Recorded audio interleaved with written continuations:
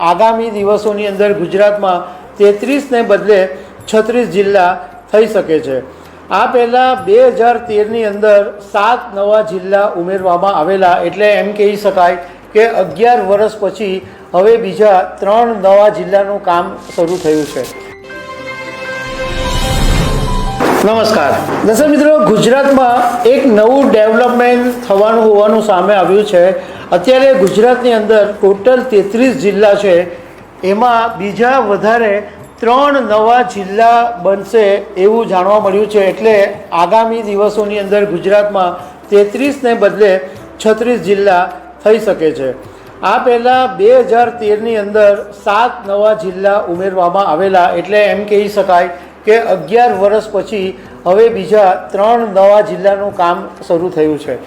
તો આના વિશે હું તમારી સાથે વાત કરીશ। મારું નામ રાજેશ શાહ છે અને તમે જોઈ રહ્યા છો ખબર છે.com। દર્શક મિત્રો, ગુજરાતની અંદર ટોટલ 33 જિલ્લા છે। એમાં અમદાવાદ, અમરેલી, આણંદ, અરવલ્લી, બનાસકાંઠા, ભરૂચ, ભાવનગર, બોટાદ, છોટાઉદેપુર, દાહોદ, ડાંગ, દેવભૂમિ દ્વારકા, ગાંધીનગર, ગીર સોમનાથ, જામનગર, જૂનાગઢ, કચ્છ, ખેડા, મહીસાગર, મહેસાણા, મોરબી, નર્મદા, નવસારી, પંચમહાલ, પાટણ, પોરબંદર, રાજકોટ, સાબરકાંઠા, સુરત, સુરેન્દ્રનગર, તાપી, વડોદરા અને વલસાડ, એટલા અત્યારે 33 જિલ્લા ગુજરાતની અંદર છે। હવે એવું જાણવા મળ્યું છે કે બનાસકાંઠા, કચ્છ અને પાટણ, એ ઉપરાંત અમદાવાદ, સુરેન્દ્રનગર, મહેસાણા અને ગાંધીનગર, આ જે બધા જિલ્લાઓ છે એ જિલ્લાઓમાંથી કેટલોક પાર્ટ તોડીને 3 નવા જિલ્લા બનાવવાના છે।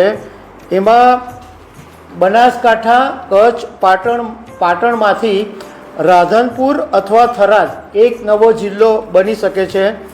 અમદાવાદ અને સુરેન્દ્રનગરમાંથી વિરમગામ જિલ્લો બની શકે છે અને મહેસાણા અને ગાંધીનગરનો કેટલોક ભાગ ઉમેરીને વડનગર જિલ્લો બનાવવામાં આવી શકે છે। હવે આની અંદર જિલ્લાની સાથે કેટલાક નવા તાલુકા બનવાનું પણ ડેવલપમેન્ટ છે।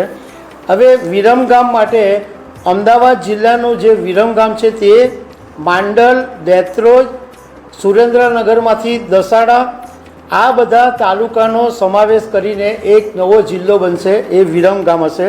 વડનગર જિલ્લો જે બનાવવાનો છે એના માટે મહેસાણાનું જે વડનગર, ખેરાલુ, ઊંઝા, વિસનગર, સતલાસણા અને બનાસકાંઠાના વડગામ તાલુકાનો સમાવેશ થાય છે। આ બધા વિસ્તારોમાંથી બ્રેક કરીને આ એક વડનગર જિલ્લો બની શકે છે।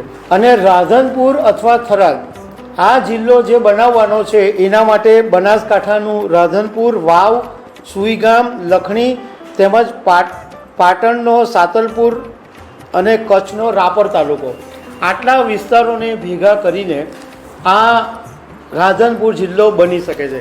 મતલબમાં વિરમગામ, વડનગર અને રાધનપુર અથવા થરાદ, આ ટોટલ 3 નવા જિલ્લા બનશે।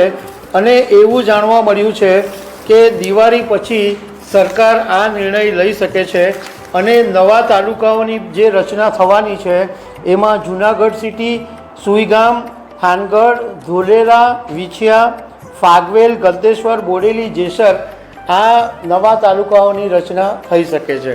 તો આગામી દિવસોમાં જ્યારે સરકાર નિર્ણય લે અને લગભગ દિવાળી પછી નવા 3 જિલ્લાઓનું કામકાજ થાય અને જો એ શક્ય બનશે તો ગુજરાતમાં ટોટલ 36 જિલ્લાઓ થઈ જશે।